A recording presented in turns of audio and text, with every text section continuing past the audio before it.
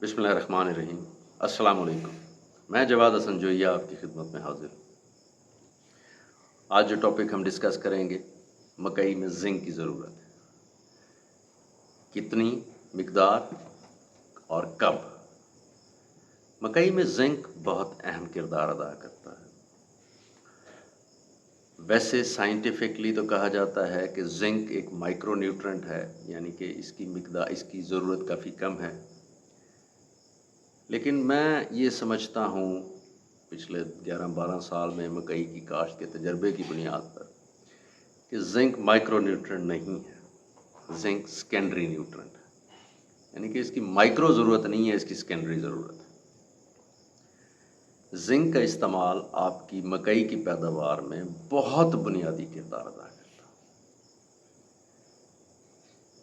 कितनी मिकदार और कब, बहुत अहम सवाल। जिंक वैसे तो जब भी दिया जाए मकई को फ़ायदा ही देता है, लेकिन वो कौन सी स्टेजेस हैं जब जिंक दिया जाए तो मकई को सबसे ज़्यादा फ़ायदा देता है। पहली बार जब जिंक अप्लाई करें, ये मकई की शुरू की स्टेज पर अप्लाई करें, यानी मकई काश्त करने के 15 दिन के अंदर अंदर आपको जिंक की पहली एप्लीकेशन कर देनी चाहिए। यहाँ पे एक और साइंटिफिक असूल है, फास्फोरस और जिंक आपस में कंट्राडिक्टिव है। जिंक की मिकदार ज़्यादा हो जाएगी तो फास्फोरस को लेट डाउन करेगी, फास्फोरस की मिकदार ज़्यादा हो जाएगी तो जिंक की अफादियत को ज़ीरो कर देगी। अमूमन होता ऐसे है कि हम फास्फोरस ज़्यादा इस्तेमाल करते हैं, जिंक कम इस्तेमाल करते हैं, तो होता ये है कि फास्फोरस जिंक को अफादियत को ख़त्म कर देती।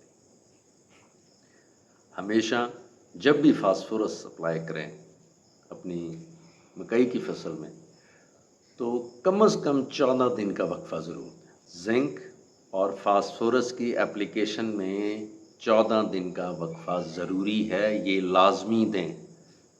अगर आप फास्फोरस यानी कि DAP या MAP या जिस शक्ल में आप फास्फोरस इस्तेमाल कर रहे हैं उसकी एप्लीकेशन करेंगे, उसके फ़ौरन बाद जिंक की एप्लीकेशन कर देंगे, तो जिंक की अफादियत ख़त्म हो जाएगी। लिहाजा 14 दिन का वक्फा ज़रूर दें।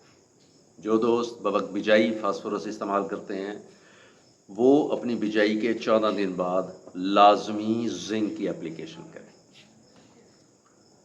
ये तो हो गई उसकी पहली डोज। दूसरी डोज, जो दोस्त फास्फोरस को 2 या 3 अक़सात में इस्तेमाल करते हैं वो अपनी आखिरी एप्लीकेशन फास्फोरस की जब कर लें तो उससे 12 दिन का गैप दे के दूसरी डोज या आखिरी डोज जिंक की अप्लाई करें।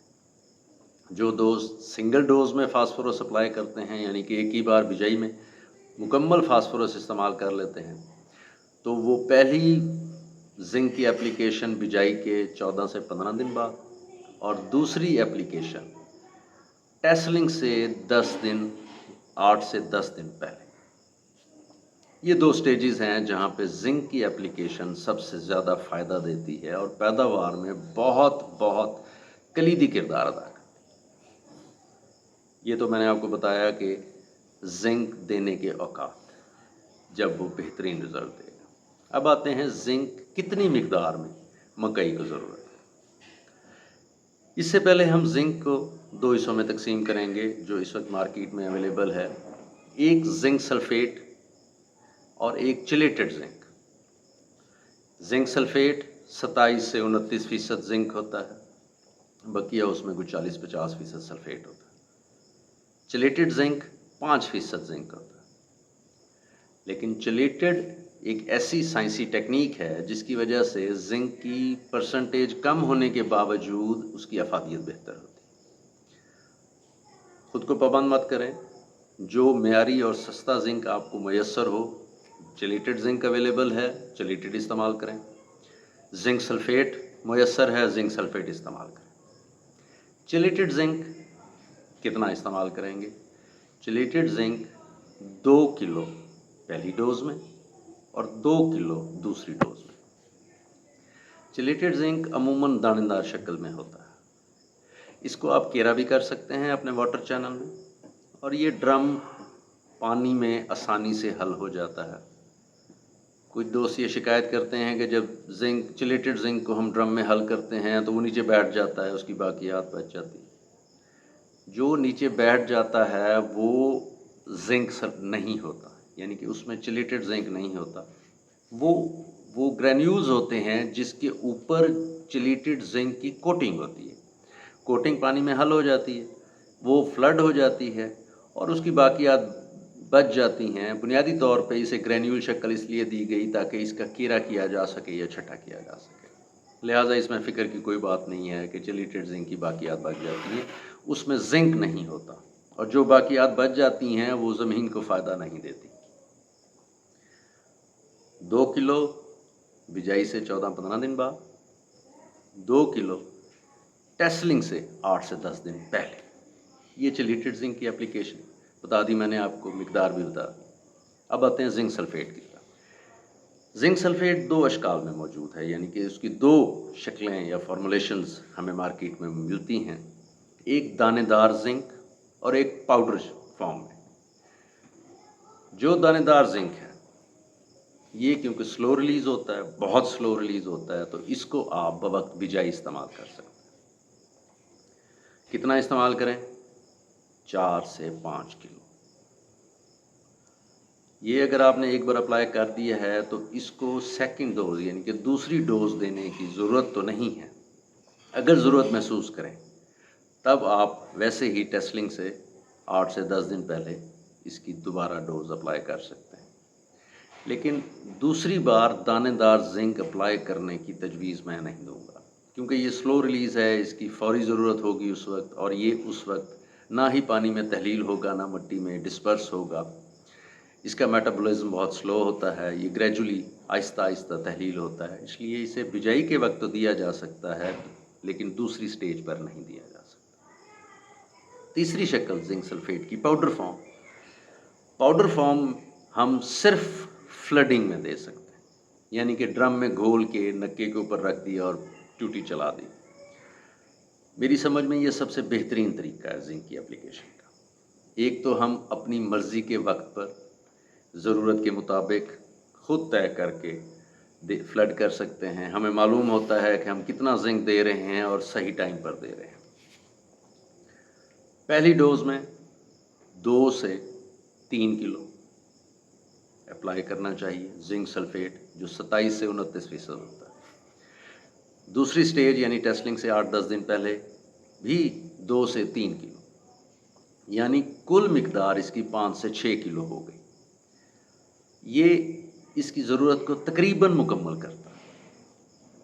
ہاں، اگر ہماری زمین کا تجزیہ ہو چکا ہے اور اس میں زنک کی ڈیفیشنسی ہے یعنی کمی ہے تو پھر ہم اس کی تھوڑی سی ڈوز بڑھا سکتے ہیں، یعنی کہ 5 کی بجائے 7 کلو یا 6 کی بجائے 8 کلو۔ 8 کلو خیر نہیں جانا چاہیے، بہت زیادہ 6 کلو بہت ہے، یا 7 کلو میکسیمم کر لیں۔ اگر آپ کی زمین کا تجزیہ ہو چکا ہے، وہ تجزیہ یہ بتاتا ہے کہ اس زمین میں زنک کی کمی۔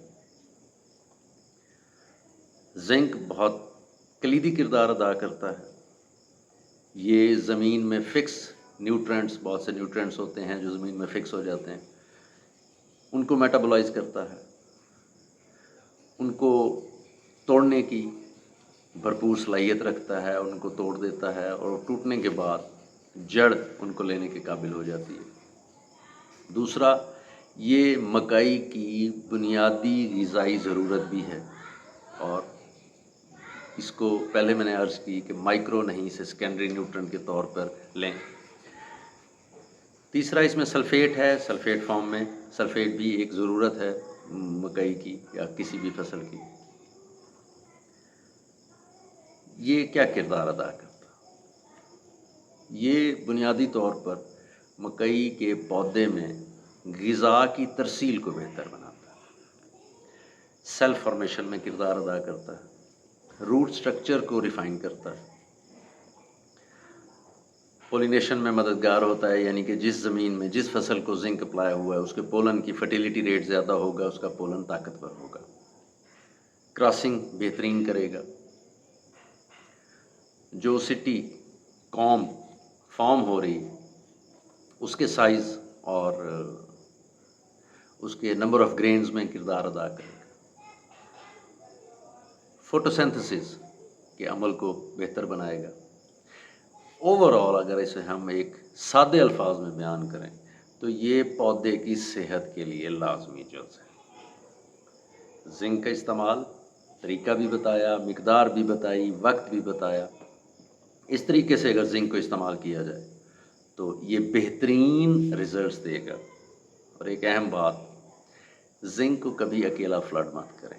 جب ہم پاؤڈر فارم میں یا جلیٹڈ فارم میں ڈرم میں محلول بنا کے فلڈ کرنا چاہتے ہیں تو اس میں ہمیشہ یوریا شامل کریں، نائٹروجن شامل کریں۔ نائٹروجن یا یوریا کے ملانے سے دونوں کی افادیت بہتر ہو جاتی ہے۔ یوریا کی ایفیشنسی بھی 1.5 سے 2 گنا بہتر ہو سکتی ہے، اور زنک کی ایفیشنسی بھی 1.5 سے 2 گنا بہتر ہو جاتی ہے۔ اس لیے یاد رکھیں، ہمیشہ زنک کو یوریا کے ساتھ ملا کر اپلائی کریں۔ اس چینل کو سبسکرائب ضرور کریں تاکہ جب بھی نئی ویڈیو اپلوڈ کی جائے آپ کی اسکرین پر آ جائے۔ بہت سے دوست چینل سبسکرائب نہیں کرتے، لہٰذا جب نئی ویڈیو اپلوڈ ہوتی ہے تو ان کی اسکرین پر نہیں آتی۔ اپنی دعاؤں میں یاد رکھیں۔ السلام علیکم۔